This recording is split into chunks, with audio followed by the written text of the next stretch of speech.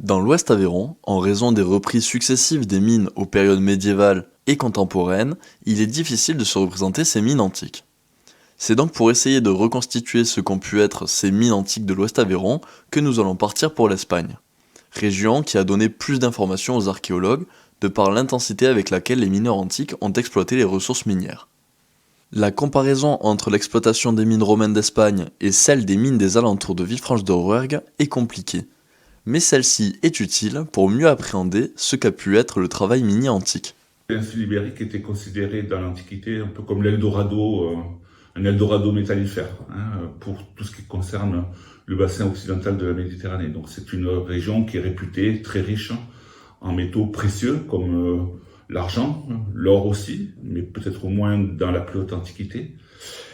Et puis pour des métaux non précieux qu'on dit aujourd'hui vils, comme le fer, le plomb par exemple, ou le cuivre, qui entre dans la confection de nombreux objets.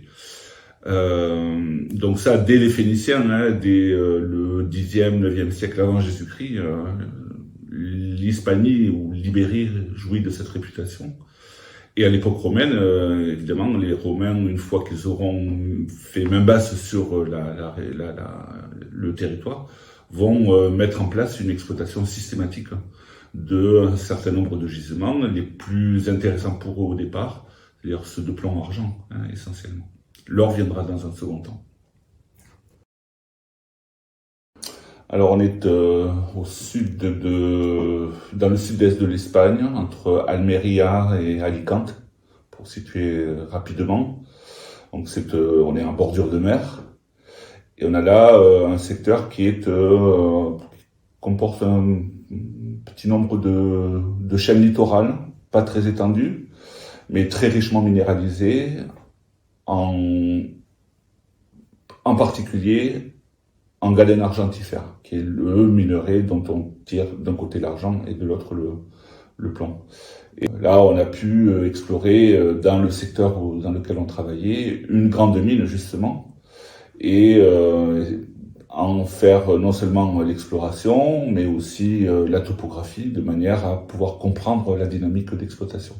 Donc, qui sont des mines pour partie filoniennes, donc avec organisées autour d'un grand filon, enfin des filons plus ou moins importants de minerais d'argent, minerais de plomb-argent.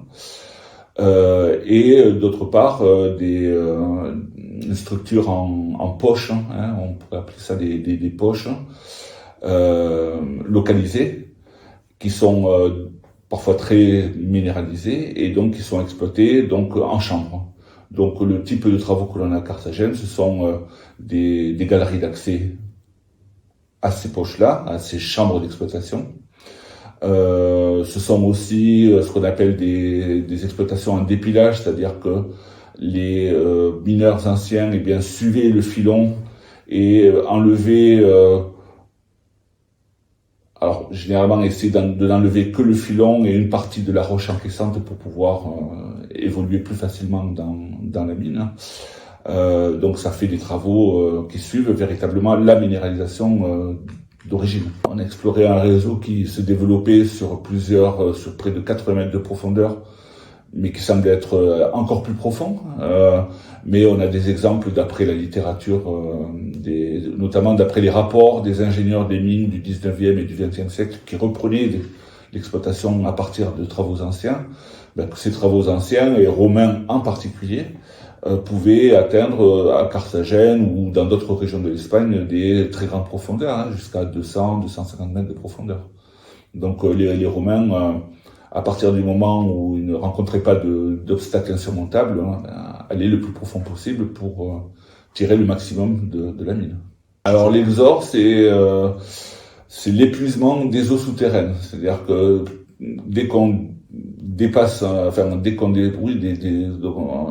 atteint ou dépasse la nappe phréatique, il y a des remontées d'eau, forcément. Et donc ça empêche le travail de se dérouler normalement. Et il faut mettre en place un système des systèmes plus ou moins développés, plus ou moins complexes, pour justement remonter l'eau à la surface, de manière à pouvoir évacuer l'eau des travaux les plus profonds et pouvoir continuer l'exploration et bien sûr l'exploitation. À Carthagène, ce qu'on utilisait, sont des vis d'Archimède, donc des vis sans fin qui tournaient dans une sorte de coffrage en bois, cylindrique évidemment, et qui permettait par batterie généralement de remonter eh bien l'eau en tournant sur ces vis, en faisant tourner ces vis jusqu'à un canal d'exor qui ensuite conduisait l'eau à l'extérieur. Mais elles sont connues, ces vis d'Archimède, par la littérature antique, par des découvertes qui ont été réalisées au XIXe siècle, mais on n'en a jamais découvert récemment, parce qu'il y a très très peu finalement d'exploration de mines antiques. En revanche, il y a un autre système qui est celui des roues d'exor, c'est-à-dire là aussi c'est un appareillage emprunté à l'agriculture, qui est celui des roues à aubes, où là en l'occurrence il s'agit de roues à auger, qui étaient installées dans des grandes chambres dans les mines, au plus profond des mines ou dans certains secteurs de la mine, et qui servaient à la même chose, c'est-à-dire de remonter l'eau jusqu'à...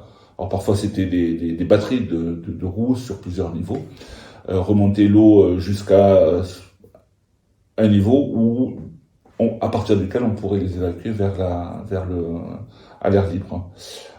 Et ça, ce type de roue d'exor, on en a trouvé dans le sud-ouest de l'Espagne, donc on est plus à l'ouest du côté de Huelva, au nord de Huelva, et en Roumanie. Et là, en Roumanie, il y a eu des découvertes récentes lors d'opérations de fouilles archéologiques menées dans les années 2000, au début des années 2000. Eh bien, l'éclairage, oui, bon, on parle de lampes à huile. On trouve des lampes à huile dans certaines mines, où on trouve en tout cas les encoches dans les parois qui servaient à accueillir les lampes à huile, mais c'est pas ça qui, d'une manière générale, devait fournir l'essentiel de l'éclairage. Donc ça devait rester quand même des lieux véritablement très sombres. Ben après, on s'éclairait avec des torches,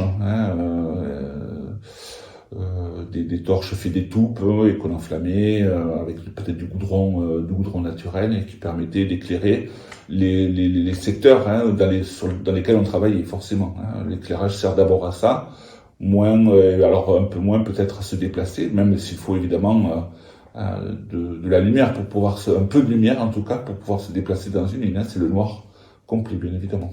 Alors le Sparte, oui, on a des témoignages archéologiques dans les mines de Carthagène de sauts en Sparte qui sont attribués à l'époque romaine, qui servaient à remonter le minerai ou à évacuer aussi les déblais produits par le creusement d'une galerie ou le creusement d'une chambre d'exploitation.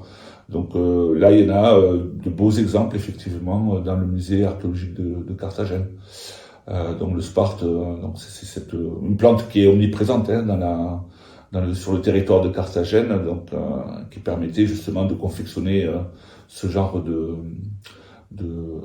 couffin, d'une certaine façon, mais très très assez important et volumineux et lourd, qui servait notamment à ces fins-là. Les outils liés à la mine sont des outils qui sont un petit peu spécifiques parce qu'il y a des pointes qui sont acérées. C'est un fer qui est carburé puisqu'il faut exploiter la roche. Mais sinon après, ce sont des éléments que l'on trouve. Ce sont des seaux, ce sont des pelles, ce sont des pics. C'est des instruments qui peuvent être très bien aratoires, agricoles, mais parfois à adapter au milieu restreint minier, puisque le principe c'est que vous ne creusez pas des galeries normées, vous exploitez au plus près de la roche, puisque il faut avoir du métal.